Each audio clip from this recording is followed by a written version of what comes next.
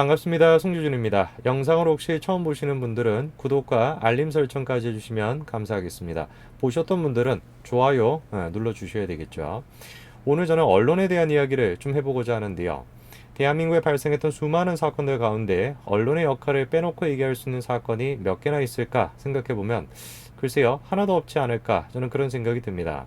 그만큼 대한민국에서 언론의 역할은 중요한 역할을 차지하고 있고, 특히나 대한민국의 정치가 여론에 의해서 좌지우지 된다라는 걸 생각해 봤었을 때 공론장을 형성하고 나아가서 여론을 형성하게 되는 언론의 역할은 그 무엇보다도 중요할 것 같습니다.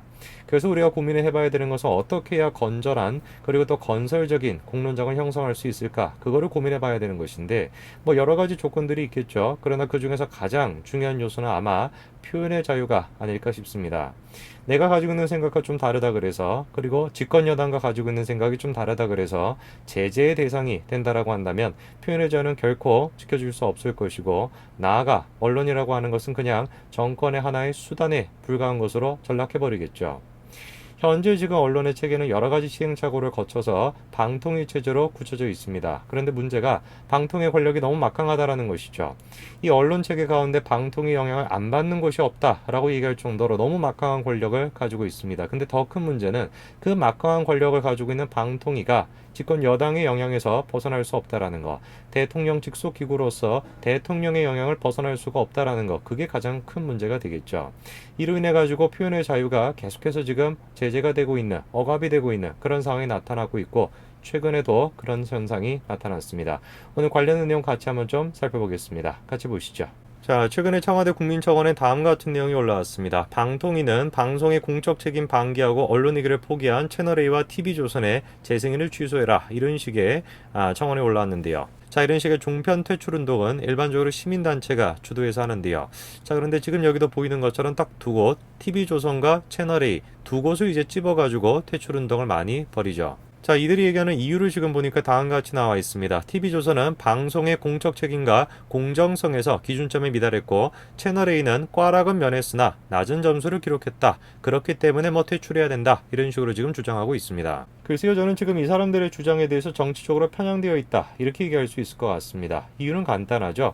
TV조선과 채널A 점수로 봤을 때 둘 다 퇴출 대상이 아닙니다. 그럼에도 불구하고 퇴출을 해야 된다라고 주장을 하니까 점수 자체를 지금 자의적으로 지금 해석하고 있죠. 요컨대 이제 TV조선 같은 경우는 공정성 부분에서 꽈락이다 이렇게 얘기하고 있는데, 그 다른 분야에선 꽈락이 아니다라는 뜻 아니겠습니까? 그 다음에 채널A 같은 경우는 애당초 지금 퇴출 대상이 아니에요. 점수를 넘겼기 때문에. 그러다 보니까 얘기하는 게 전반적으로 낮은 점수다, 이렇게 얘기해가지고 퇴출해야 된다라고 지금 주장을 하니, 이 사람들의 주장을 정치적으로 편향되어 있다 말고 어떻게 우리가 해석할 수 있겠습니까? 자, 실제로 지금 평가하는 항목은 여러 가지 항목이 있습니다. 방송 평가도 있고요. 공정성에 대한 얘기도 있고, 공익성도 있고, 경영 재정, 여러 가지 평가 요소가 있죠.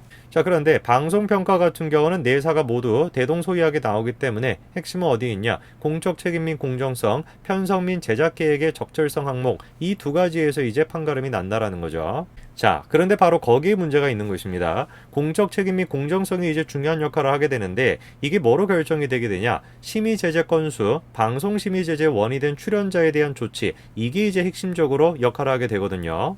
자, 여러 가지 평가 항목이 있는데 그 중에서 이제 중요한 역할을 하는 것이 공정성과 관련된 분야 아니겠습니까?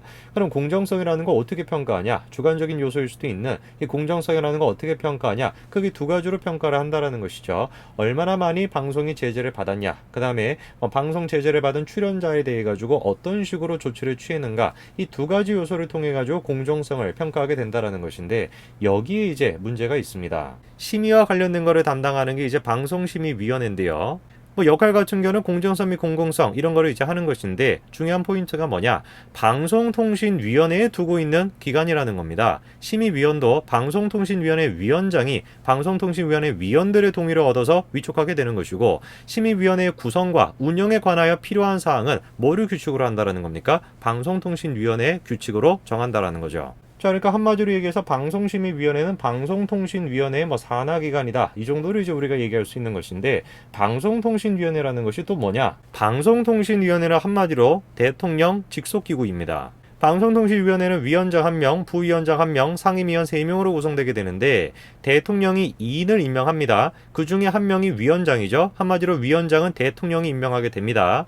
대통령이 소속되거나 소속됐던 정당의 교섭단체가 1명을 구성하게 되고 그 외 교섭단체가 2명을 추천하게 되죠. 자, 그러니까 실질적으로 이제 집권 여당이 5명 가운데 3명을 임명하게 되는 것이고 야당 쪽에서 이제 2명을 임명하게 되는 것인데 가장 중요한 역할을 하는 위원장은 누가 결정한다라는 겁니까? 대통령이 결정할 수 있다라는 것이죠.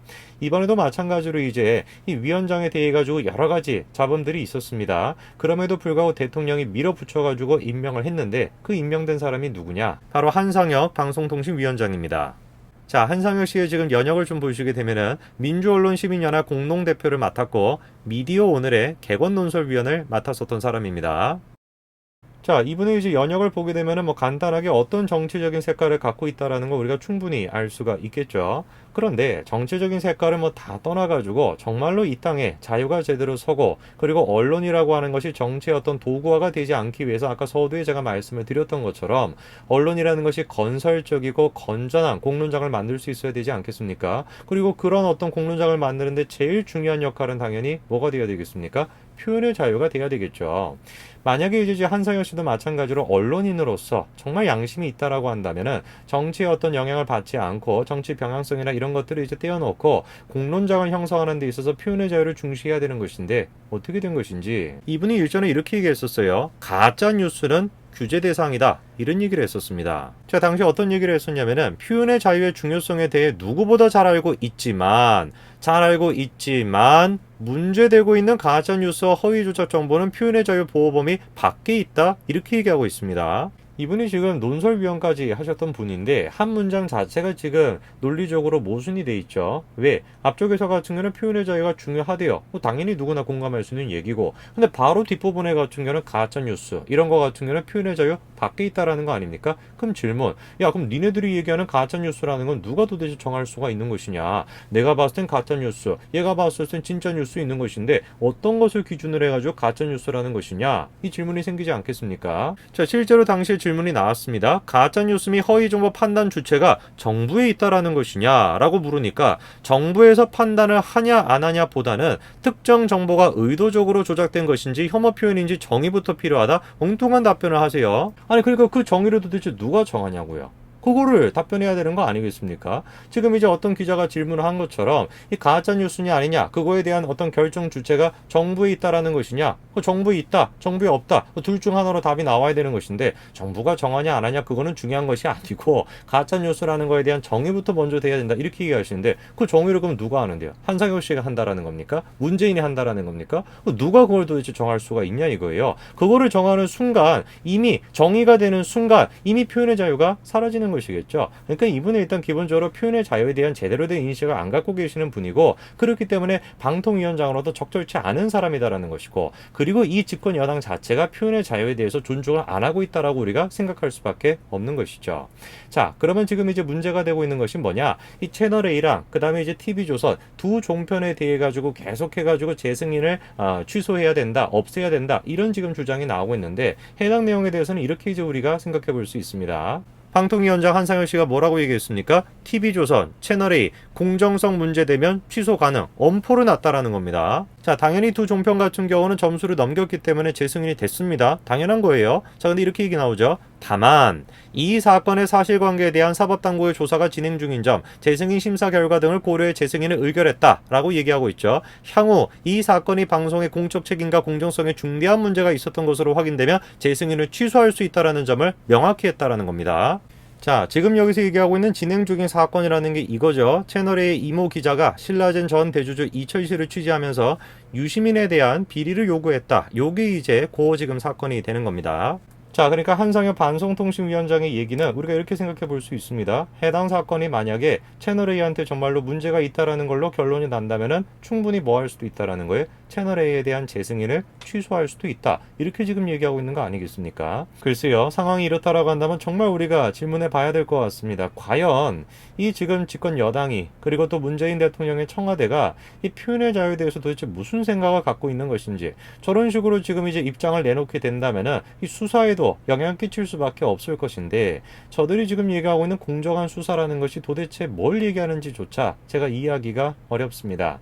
이 땅에 지금 표현의 자유가 언제 도대체 제대로 설 수 있을까? 문재인 대통령과 집권 여당이 하고 있는 이 지금 모습들을 보면은 참으로 제가 걱정스럽고 더 걱정스러운 것은 영상을 지금 보시는 분들뿐만 아니라 일반적인 시민들은 이런 식의 사태에 대해 가지고 전혀 지금 위기의식을 못 느끼고 있다라는 거. 그 점이 제가 더 걱정이 됩니다. 오늘까지 말씀드리겠습니다. 감사합니다.